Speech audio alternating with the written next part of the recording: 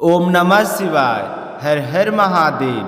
आज चैत्र माह के शुक्ल पक्ष की त्रयोदशी तिथि और गुरुवार है। त्रयोदशी तिथि होने के कारण आज गुरु प्रदोष व्रत रखा जाएगा, जो कि भगवान भोले शंकर को समर्पित होता है। जो त्रयोदशी गुरुवार के दिन पड़ती है, उस दिन को गुरु प्रदोष व्रत के नाम से जाना जाता है। इस व्रत को करने से व्यक्ति को आध्यात्मिक उन्नति और गुरु की कृपा प्राप्त होती है। इसके साथ साथ व्यक्ति को धर्म, ज्ञान और समृद्धि की प्राप्ति होती है। समस्त मनोकामनाओं को पूर्ण करने वाला यह व्रत भगवान भोले शंकर को समर्पित है। इसके साथ साथ आप सभी को महावीर जयंती की हार्दिक शुभकामनाएं। चैत्र माह के शुक्ल पक्ष त्रयोदशी को महावीर जयंती का पर्व मनाया जाता है। भगवान महावीर ने अपने जीवन काल में अहिंसा और आध्यात्मिक स्वतंत्रता का प्रचार, मनुष्यों को सभी जीवों का सम्मान और आदर करना सिखाया। भगवान महावीर जी का जन्म उस युग में हुआ था जिस वक्त हिंसा, पशु बलि, जातिगत भेदभाव खूब जोरों पर था। उन्होंने सत्य और अहिंसा जैसी विशेष शिक्षाओं के द्वारा दुनिया को ही सही मार्ग दिखाया। भगवान महावीर ने अहिंसा को लेकर कहा था कि प्रत्येक मनुष्य को अपने जीवन से हिंसा का त्याग कर देना चाहिए। सभी मनुष्य को जीव जंतु के प्रति समानता और प्रेम का भाव रखना चाहिए और मनुष्य को सत्य के पथ का अनुसरण करना चाहिए। किसी भी स्थिति में झूठ बोलने से बचना चाहिए। अपग्रह के विषय में भगवान महावीर ने कहा था कि किसी भी मनुष्य को आवश्यकता से अधिक वस्तुओं का संग्रह करने से बचना चाहिए। ऐसा मानव कभी भी अपने दुखों से मुक्त नहीं हो सकता। प्रत्येक व्यक्ति को सुख और शांति में जीवन बिताने के लिए आवश्यकता अनुसार ही वस्तुएं का संचय करना चाहिए। और भगवान महावीर का चौथा सिद्धांत था कि भगवान महावीर ने कहा था कि अपने जीवन में अस्थायी का पालन करने वाला मनुष्य हर कार्य को सदैव संयम से करता है। संयम का अर्थ होता है चोरी नहीं करना चाहिए, लेकिन यहाँ चोरी का अर्थ सिर्फ भौतिक चीज़ों को चोरी करने से नहीं, अपितु दूसरों के प्रति बुरी दृष्टि भी, जिससे भी मनुष्य को बचना चाहिए। शांतिपूर्ण जीवन की प्राप्ति के लिए हमें अस्थियाँ का पालन करना चाहिए, क्योंकि इसका पालन करने से हमें मन की शांति प्राप्त होती है। और जिसका मन शांत होता है वह बुरे कर्मों से लिप्त कभी नहीं होता। और उनका पांचवा सिद्धांत था कि ब्रह्मचार्य के बारे में भी भगवान महावीर ने अत्यंत अनमोल उपदेश दिए हैं। उन्होंने ब्रह्मचार्य को उत्तम तपस्या बताया है। हर व्यक्ति को अपने जीवन में भगवान महावीर के इन 5 सिद्धांतों का पालन अवश्य करना चाहिए। सभी श्रोताओं को एक बार फिर से प्रदोष व्रत और महावीर जयंती की हार्दिक शुभकामनाएं। आपका जीवन मंगलमय हो, इसी कामना के साथ शुरू करते हैं आज की कथा। बोलिए गणेश जी महाराज की जय हो। पुराने समय की बात है, एक नगर में एक गरीब पुजारी रहा करता था। वह शिव मंदिर का पुजारी था। जैसे तैसे अपना और अपने परिवार का पालन पोषण करता था। उस पुजारी के परिवार में उसकी पत्नी और एक छोटा सा पुत्र था। इसी तरह समय बीत रहा था। पुजारी का पुत्र जब 5 वर्ष का हुआ तो पुजारी अकाल मृत्यु को प्राप्त हो गया। अपने पति की मृत्यु के बाद उसकी पत्नी बहुत ही दुखी हुई। कई महीनों तक ही यूँ विलाप करती रही। उस बेचारी से कामकाज कुछ होता नहीं था, तो वह अपना और अपने बच्चे का पेट पालने के लिए आसपास के गांव में भिक्षा मांगने के लिए जाती थी, तो अपने पुत्र को साथ ले जाती थी। दिन भर भिक्षा मांगती और शाम होते होते अपने घर वापस आ जाती। तो इसी तरह उस दुखिया पुजारी के दिन कट रहे थे। एक दिन की बात है, वह भिक्षा मांगकर आ रही थी तो नदी के तट पर एक छोटे से बालक के रोने की आवाज़ सुनाई दी। तो बालक का स्वर इतना करुण था कि वह अपने आप को रोक नहीं पाई। जल्दी से वह उस स्थान पर गई और जहाँ से रोने की आवाज़ आ रही थी तो वहाँ पर एक छोटा सा बालक बैठा था। उसने पूछा कि बेटा तुम कौन हो और यहाँ पर किस लिए बैठे हो? तो वह बालक कुछ नहीं बोला, लगातार रोता ही रहा। तो उस पुजारन की उसकी हालत देखी नहीं गई और वह उस बच्चे पर बालक पर अपने घर ले आई और उसे अपने ही पुत्र मानकर उसकी देखभाल करने लगी। दोनों भाई इसी तरह अपनी माँ की देखरेख में बड़े हो रहे थे। एक दिन की बात है, पुजारी की पत्नी अपने दोनों पुत्र को लेकर एक मंदिर पर गई तो वहाँ पर सांडिल्य ऋषि मिल गए। और जब सांडिल्य ऋषि ने उस बालक को देखा तो अपने तेज से पहचान गए और पुजारी से कहने लगे कि यह बालक है विदेश का राजकुमार, इसके पिता ही युद्ध में मृत्यु हो गई थी। तब इसकी माँ को इसे लेकर दर दर ठोकरें खाती फिर रही थी, तो उसका भी एक दिन वन में जंगली जानवरों ने वध कर दिया। यह तो विदर्भ देश के राजकुमार है। तो सांडिल्य ऋषि की बात सुनकर पुजारी हाथ जोड़कर कहने लगी कि हे महाराज, मैं क्या करूं? राजकुमार होकर भी मेरे घर में रूखी सूखी रोटी खा रहा है।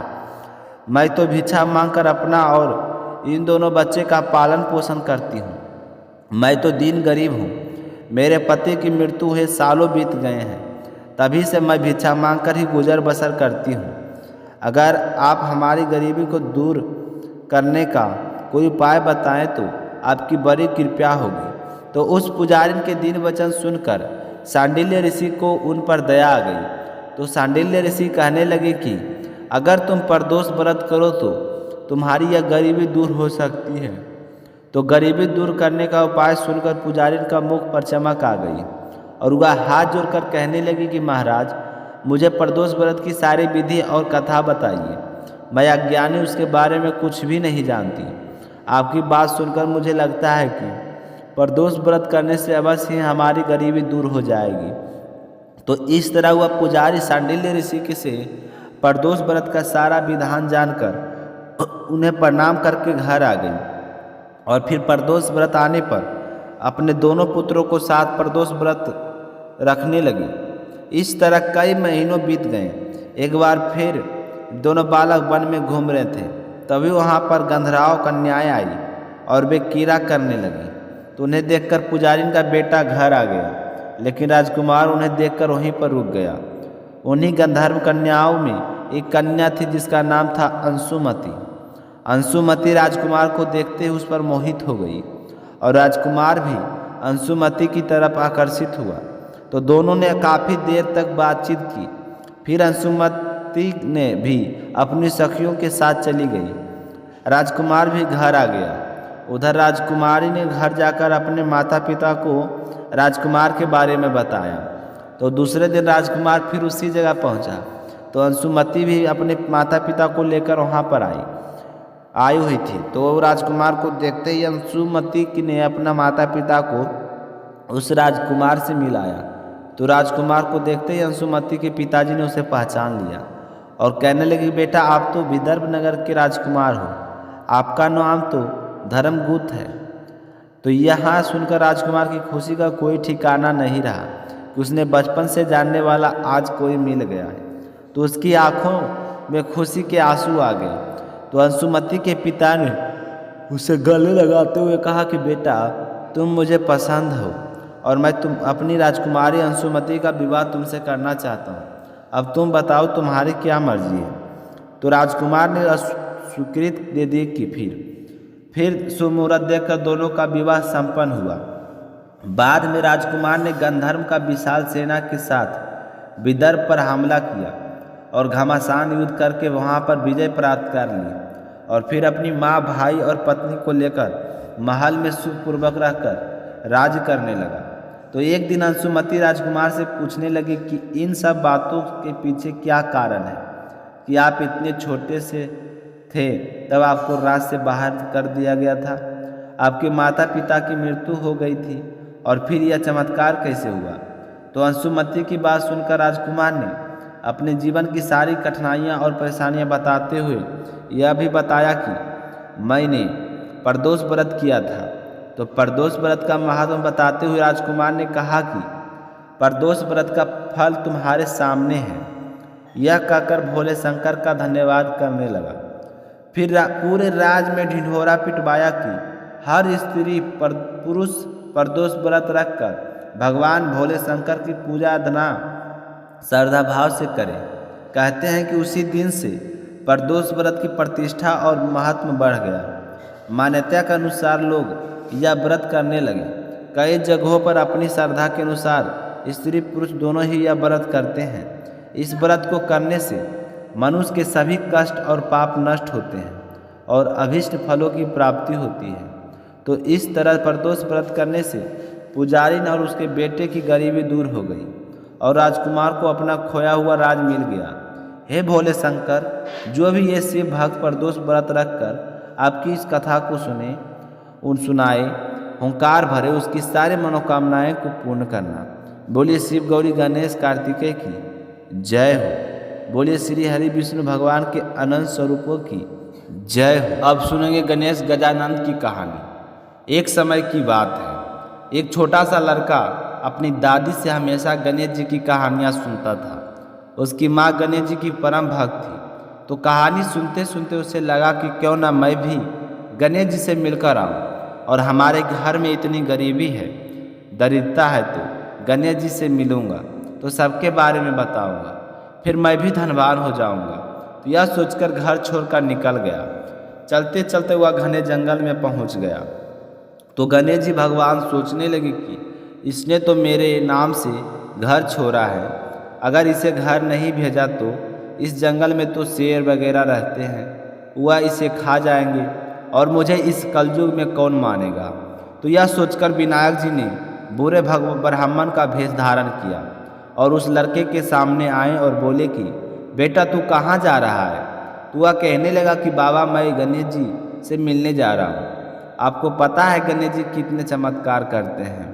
तो उसकी बात सुनकर बूढ़ा ब्राह्मण कहने लगा कि बेटा मैं भी गणेश जी हूँ, तो मांग क्या मांगता है, परंतु एक ही बार में मांगना, बार बार में कुछ मत मांगना। तो वह लड़का सोचने लगा कि मैं क्या मांगूँ, अन्न हो, धन हो, हाथी की सवारी हो, मेरे सुंदर सी पत्नी हो।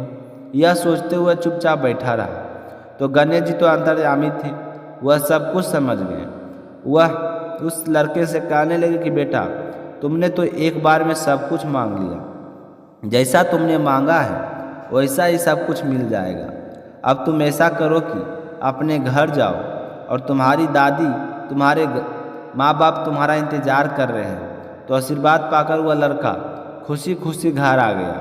घर आकर उसने देखा कि उनका घर झोपड़ी था जो महल हो गया। जैसे उसने अंदर प्रवेश किया तो एक कमरे के अंदर पलंग पर 16 श्रृंगार किए हुए उसकी पत्नी बैठी थी और घर में खूब सारा धन हो गया।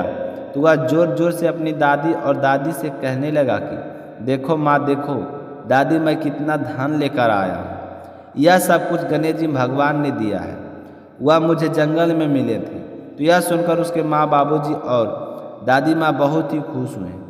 गणेश जी महाराज, जैसा आपने उस भोले शंकर की सुनी वैसी सबकी सुनना, जैसा उस लड़के को धन दिया वैसा सबको देना। जो भी आपकी इस कथा को उसके घर में सुख सौभाग्य का वास करना। बोलिए गणेश जी महाराज की जय।